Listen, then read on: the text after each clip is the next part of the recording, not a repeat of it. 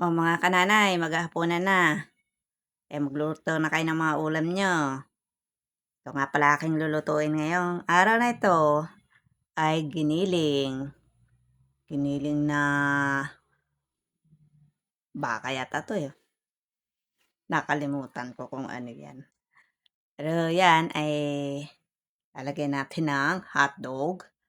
Siyempre, para masarap.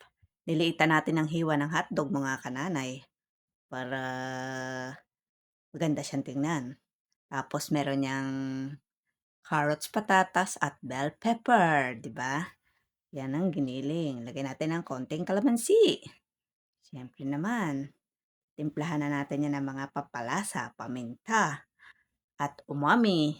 Ay, bitchin. Siyempre naglalagay ako kahit konti. Hindi naman siya marami. Konti lang. Tapos tomato sauce. Kung wala kayong ulam, ay manood na lang kayo para mabusog kayo. Sabay subo ng kanin, tapos nanonood, o di parang may ulam ka na rin. Lagyan natin ng ano din to, ng oyster sauce.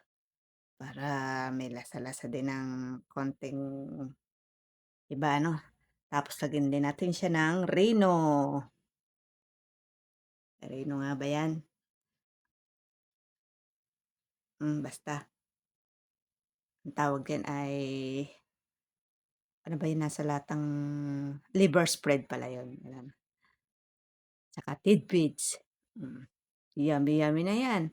Siyempre, nilagyan din natin ng nilagang itlog yan. Para may bilog-bilog dyan.